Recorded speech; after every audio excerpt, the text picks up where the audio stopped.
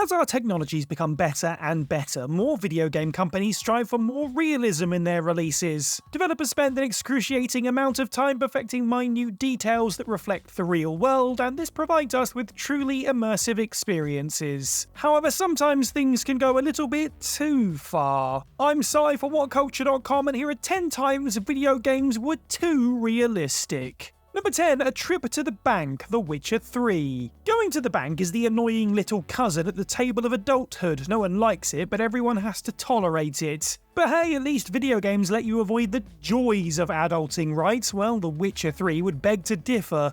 A side mission in Witcher 3 called Paper Chase takes Geralt to the wondrous and fantastic location of a dimly lit bank, where he performs the exciting feat of reinstating his account after the bank has mistakenly proclaimed him dead. Yes, this is a real mission, and it's even complete with all the bank activities you know and love, like speaking with frustrated clerks, filling out confusing paperwork, and everyone's favourite, waiting in lines. The quest perfectly captures the existential dread of wasting an entire day trying to resolve one simple matter at your bank. And to truly nail the realism on the head, all the paperwork and effort you put into getting your account back doesn't actually do anything in the end.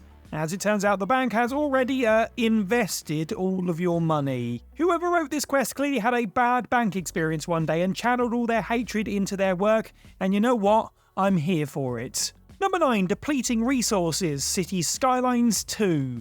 There are two kinds of Skylines players, those who want to build the city of their dreams and those who want to unleash the worst possible plagues upon their unsuspecting virtual citizens. Those in the former category usually enjoy the more realistic aspects of the game, as they want their creations to feel and look like actual places in the world. However, there is one overly realistic mechanic that the same people have a major gripe with, and that is the problem of depleting resources. As close to home as this mechanic hits, the fact that resources like coal, oil, and ores can be fully excavated by your city's industries means that the industry districts you spend hours designing will eventually have to be removed. This is obviously a terrible situation for someone who plays the game to design pretty cities and doesn't want to worry about sustainability, which is why most city builders usually resort to installing mods that allow them to get rid of the resource depleting mechanic altogether. Sure, maybe it does closely resemble our real-life issues with resource exploitation, but then again, you don't play an idealized city-building simulator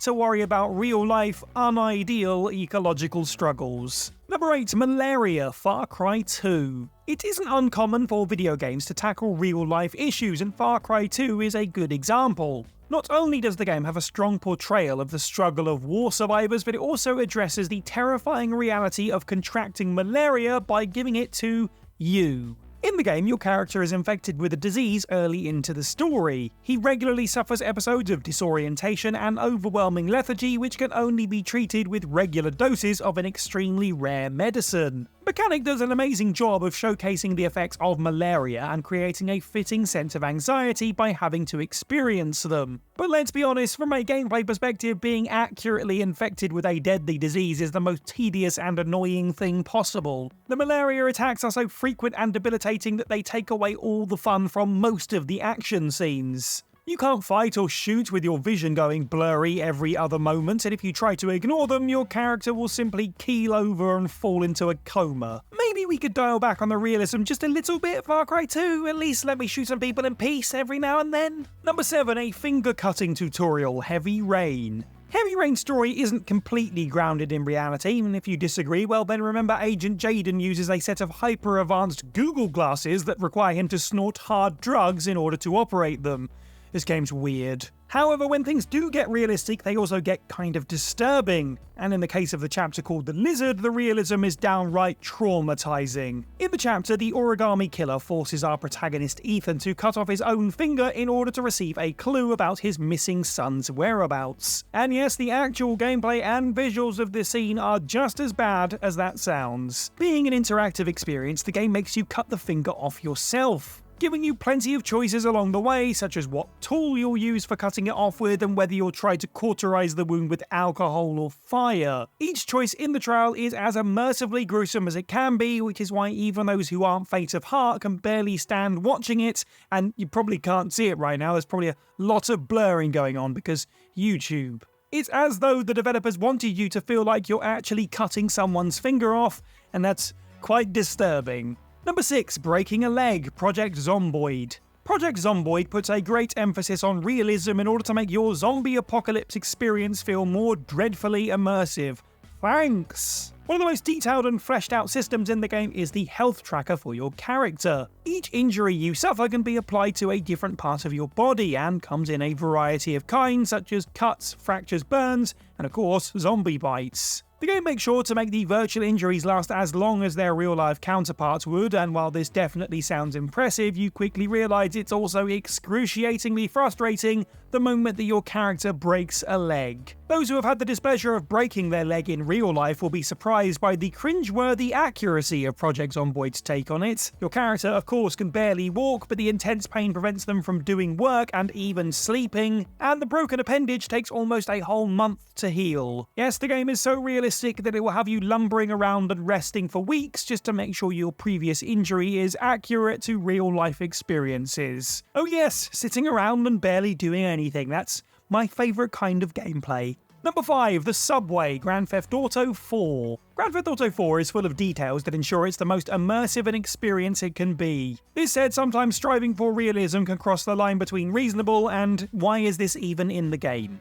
Liberty City's subway system is a great example of this. Now, it will probably come off as a surprise to some players, but GTA 4 does in fact feature a fully functional and perfectly accurate replica of the New York subway system. And you can actually use this to travel via around the map, and it's divided into different lines and stations based on real-life locations in NYC. Now, this is definitely an impressive feat, but considering how much faster and more convenient, well, every other mode of transportation in GTA 4 is, you have to ask, why? Why did Rockstar spend so much time designing and implementing an entire public transit system when 90% of the player base will never use it, opting for better travel options like taxis, personal vehicles, and helicopters? Yes, it's an impressive detail, but you can't help but wonder if all of this extra work could have been dedicated to other things like, say, making the driving in the game feel less awful and slippery. Just saying. Number 4. Gruesome Deaths, The Last of Us 2. The story of The Last of Us Part 2 is a grueling and depressing experience. Ellie's transformation into a rage-filled instrument of her own vengeance is one of the saddest and most heartbreaking things in recent gaming history. And yet, if the storyline wasn't enough to make you feel dead on the inside, the developers thought they'd take all of the fun out of killing your enemies as well. Unlike most other games where taking down NPCs is as quick and fun as pressing a button and watching a delightfully bloody death animation, The Last of Us offers a different kind of spectacle. Each enemy dies as realistically as possible, which means before they go down, they do things like beg for their life, break into tears, scream about their relatives, and all the other fun parts about murder that games conveniently leave out for your pleasure. Each time you kill someone, the game has to remind you how much of a monster you are, meaning that any attempt at going on a mindless killing spree will have you questioning your life choices within minutes. Look, game, if you're going to force us to commit all of these atrocities, at least let us have some kind of fun with it. Number 3. Updated taxes, Sims 4. Over the years, the Sims 4 developers have added plenty of updates and patches to flesh out the game after its rather lackluster launch. These have included things like swimming pools, ghosts, functional toddler life stages, and a more realistic depiction of paying taxes. Whoopee! Death and taxes are the two things every human and apparently every sim can be certain of. Instead of the simplified tax system the previous Sims games utilised, The Sims 4 takes its tax game to the extreme, splitting your Sims' cost of living between utilities and property tax, as well as raising the price significantly for the size and value of your property. Say goodbye to covering your expenses with a fraction of your paycheck. The improved tax system is more likely to take away almost all of it, and if you don't get the money on time, you get to experience the simulated nightmare of having your water and electricity cut off as the repo man lurks right around the corner to take away all of your stuff.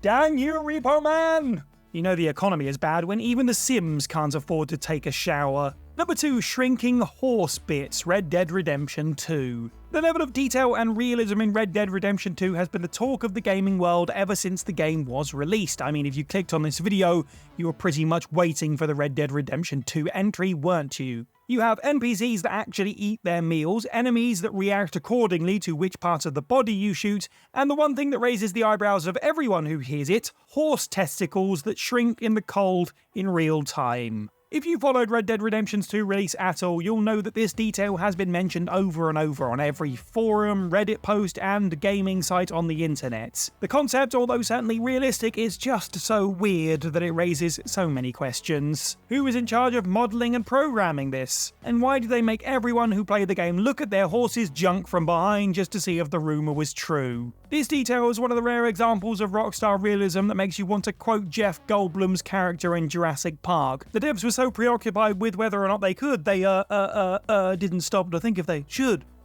That's Jeff Goldblum. Yeah, sure.